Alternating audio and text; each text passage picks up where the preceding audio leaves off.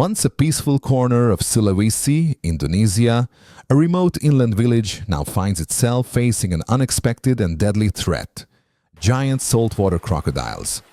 These predators, normally confined to coastal swamps and mangroves, have begun appearing deep in the interior, dangerously close to human settlements. The shift is no mystery. It's the result of rapid environmental destruction. Coastal deforestation, aggressive tourism development, and overfishing have stripped these animals of their natural habitats. With nowhere else to go, adult crocodiles are venturing inland in search of food and territory, turning calm rivers and streams into hunting grounds. For local villagers, what used to be a source of life, fresh water, has become a risk zone. Encounters are rising, fear is spreading, and authorities are struggling to respond. This is more than a wildlife issue. It's a warning about what happens when natural balance is pushed too far. And on Sulawesi, that warning has teeth. Marleni Tama, 62, is a kind-hearted woman and a beloved figure in the riverside village of Lamata, nestled along the Tenggara River. Known affectionately by everyone as Makmar, she has long been a steady presence in the community. For decades she cared for the village's children, feeding them, calming their fears, and guiding them as they grew. Parents trusted her, and kids ran to her before anyone else. Her small wooden house, shaded by banana trees, was more than a home. It was a safe place filled with warmth and laughter. Makmar wasn't just a caretaker, she was family to all. Even as she aged, her spirit never faded. She still carried a woven basket to the market each morning, still remembered every child's name. In Lamata, where tradition holds strong, Makmar is both memory and heartbeat, a living part of the village's soul. On the afternoon of February 9th, 2025, after several days of heavy rain, the river near Lamata village ran high and fast. The sky had cleared, and Marleni Tama headed down to the water to wash clothes, a routine she had followed for decades. Her husband, Bapak Armin Tama, 66, and their son, Rizal Tama, 37, joined her to help. The three stood by the Tenggara River, chatting quietly as the current rushed past. Marleni, waist deep in the shallow edge, had her back turned to the open river. She didn't see the danger approaching. Unbeknownst to her, a massive saltwater crocodile, nearly 6 meters long, had slipped into the riverbank unnoticed. Driven inland by habitat loss, the predator was hungry, displaced, and unpredictable. The muddy water masked its slow, silent approach. Within seconds, what should have been a peaceful afternoon turned into horror. No warnings, no splashes, just a flash of movement in the brown current. By the time anyone noticed, it was already too late. What followed would scar the village forever and mark the day Lamata lost more than just a beloved figure. It lost a sense of safety. The attack came without warning. In a sudden, violent burst, the crocodile lunged from the murky water and clamped its jaws around Marleni Tamai's torso. The force was brutal, bone-crushing. She screamed, dropping the clothes in her hands, and struggled to resist as the predator thrashed and began dragging her toward deeper water. Instinctively, Marleni tried to anchor herself, gripping onto rocks in the riverbed with all her strength. But the crocodile's pull was overwhelming, its teeth like knives. Just meters away, Armin had been resting on a nearby rock. The sound of splashing and his wife's cries jolted him awake. In the split second it took to sit up, he saw the horrifying scene. Marleni's body halfway submerged, her arms outstretched, her face twisted in terror. He shouted, rushed forward, but it was too late. In a final vicious tug, the crocodile yanked her beneath the surface and vanished into the brown water. Silence returned as quickly as the chaos had erupted. Armin stood frozen, stunned, unable to process what had just happened. In less than a minute, the woman who had been the heart of his world and of the village was gone, claimed by a predator that should never have been there. The news spread through Lamata like wildfire. Within minutes, villagers rushed to the riverbank, hoping desperately that Marleni Tama might still be alive. They combed the shoreline, calling her name, scanning the water, searching the reeds. But the river held its silence. The only sign of her struggle was a chilling detail. A few of her fingernails still embedded in the rocks, a final futile grip against the impossible. People cried, some prayed, others just stared at the water, numb. But one man didn't stop moving. Rizal Tama, Marlene's son. Refusing to rest, he led a small group of young men into the night, carrying flashlights, bamboo poles and nets. The jungle air was thick, the river darker than ever, but Rizal kept pushing forward. He couldn't accept that his mother had simply vanished. They searched every bend, every inlet, calling into the darkness with voices cracking from exhaustion. No one said it out loud, but they all feared the truth. Still, Rizal pressed on, driven by grief and the need for answers. He didn't care about danger. He didn't care about sleep. He only cared about finding her, anything that remained, but the river gave nothing back. As the long night wore on, Rizal Tama continued his search alone, moving farther from the group and deeper along the reed-covered banks of the Tengara River. Fueled by grief and desperation, he ignored calls to stay close. He moved quietly, flashlight in hand, scanning every shadow, every ripple in the water, hoping for a sign of his mother. He didn't know the crocodile was still there, waiting.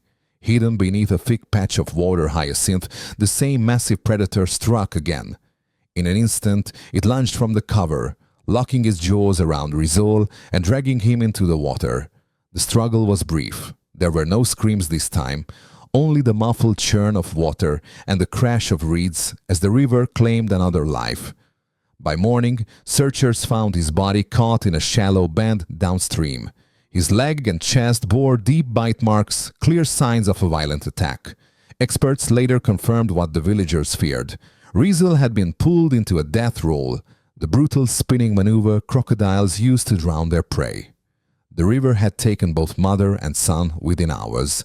La Mata, once peaceful, now stood paralyzed by sorrow and fear. A family shattered, a village shaken, and the question on everyone's mind, how many more would be lost before something changed? Within less than 12 hours, a single crocodile had taken 2 lives from the same family. Marlene Tama and her son Rizal were killed in separate attacks by the same predator, an animal forced inland by human destruction. When Bapa Carmine finally woke after being sedated, the weight of reality crushed him. His wife was gone, his son too. The loss was too much to bear. The crocodile responsible remains at large, and fear has settled heavily over the entire Tengara region. Villagers no longer go near the river. Daily routines are broken. Silence has replaced laughter on the banks where children once played. This is more than a tragedy. It's a warning. When natural ecosystems are destroyed, consequences follow. Wild animals don't vanish. They adapt, often in dangerous ways. The deaths of Marlene and Rizal are not just isolated losses. They are part of a larger story about imbalance, about what happens when nature is pushed too far. And in Tengara, the price was paid in blood.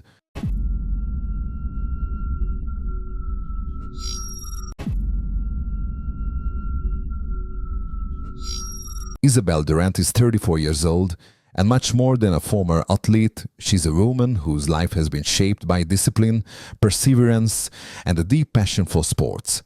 She proudly represented France's national track and field team and came close to qualifying for the 1996 Olympic Games, a feat that few ever achieve. Although she didn't get to compete on the world's biggest stage, her athletic journey didn't end there.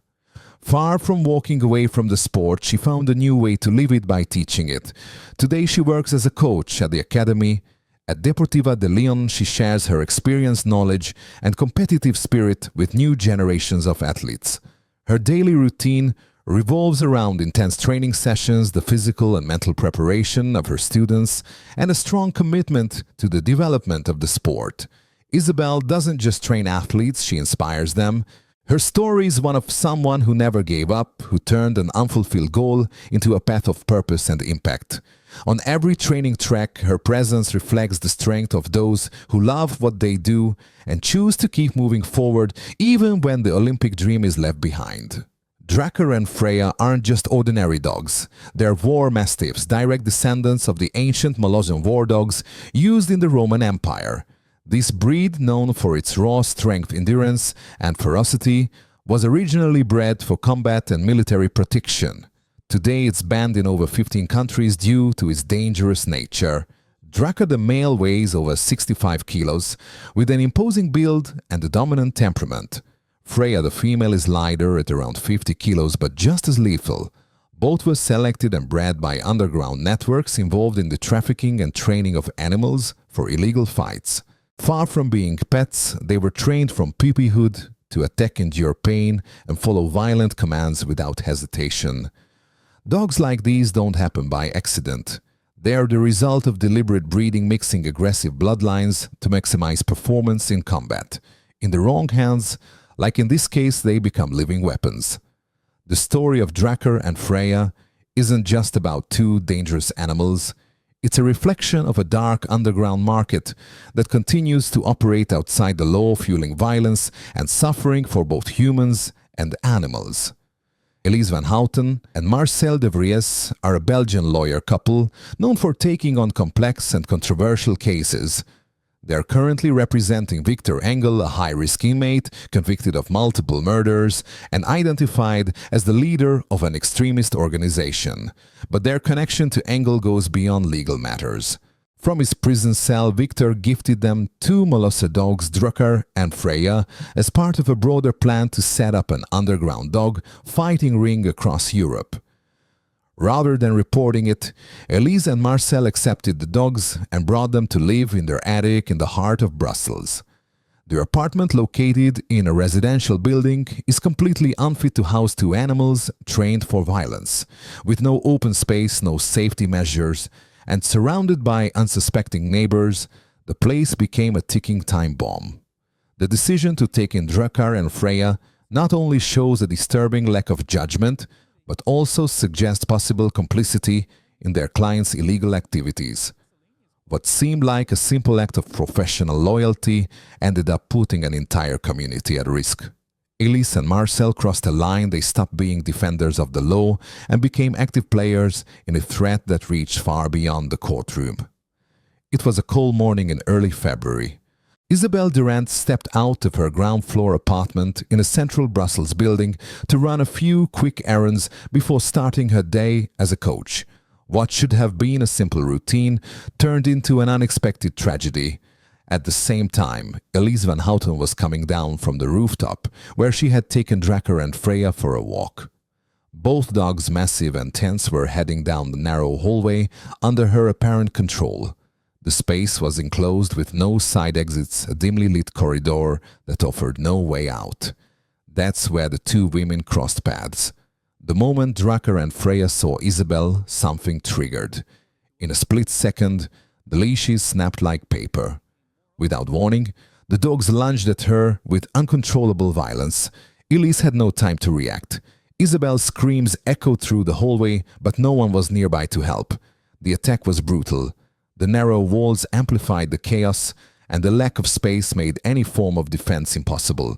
Within minutes, Isabelle was left severely injured, the victim of an animal rage that even their temporary owners couldn't or wouldn't control. That hallway, once harmless, became the scene of a horror that would forever mark the building's history. The attack lasted less than a minute, but it was enough to destroy a life. When Drakkar and Freya lunged at Isabelle Durand in the narrow hallway of the building, they slammed her hard against the wall.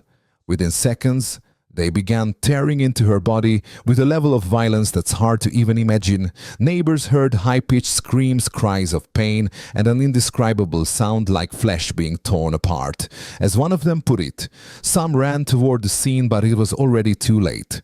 A direct witness described the horror. Isabelle's face was unrecognizable, disfigured by multiple bites. One of her arms was hanging nearly torn off. Part of her scalp had been ripped away, and the hallway was covered in blood.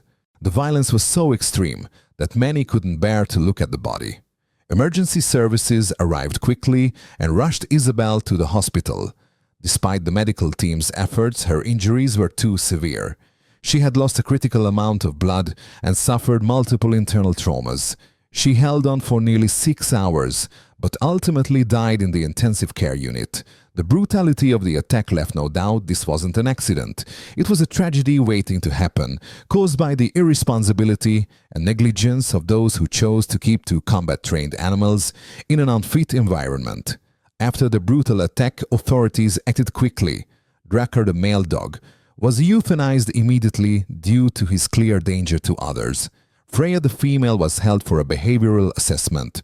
However, a year later, she was also euthanized after attacking a rescuer at the Animal Control Center. Elise van Houten and Marcel de Vries faced charges from the early days of the investigation. At first, they were charged with involuntary manslaughter, but as more evidence surfaced, the case took a different turn.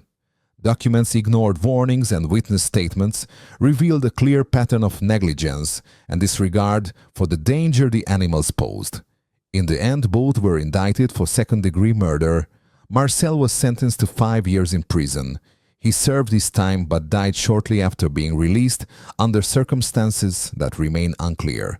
Elise, on the other hand, received a 20-year sentence.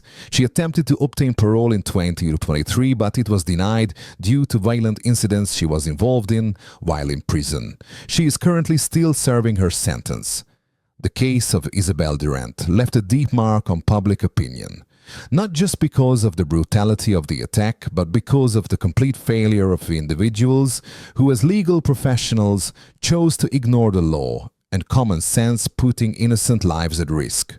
The case shook all of Europe. The media dubbed it the Brussels killer dogs case, sparking a wave of public outrage. Beyond the horror of the attack, the case exposed the dark underworld of organized dog fighting, where not only people were victims, but also the dogs themselves used as weapons. The tragedy prompted reforms in several countries. Animal rights organizations and governments introduced new laws to restrict ownership of dangerous breeds and dismantle underground networks tied to animal abuse and exploitation. Isabelle Durant didn't die because of an accident or her own recklessness. Her death was the direct result of human arrogance, greed, and legal indifference. Her story became a painful reminder: the dogs are not the real culprits. The true responsibility lies with those who breed, train, and use them as tools of violence. Isabelle's case forces us to reflect on the line between control and abuse, and on the urgent need to hold accountable those who turn animals into instruments of harm. This tragedy could have been prevented, and it should never have happened.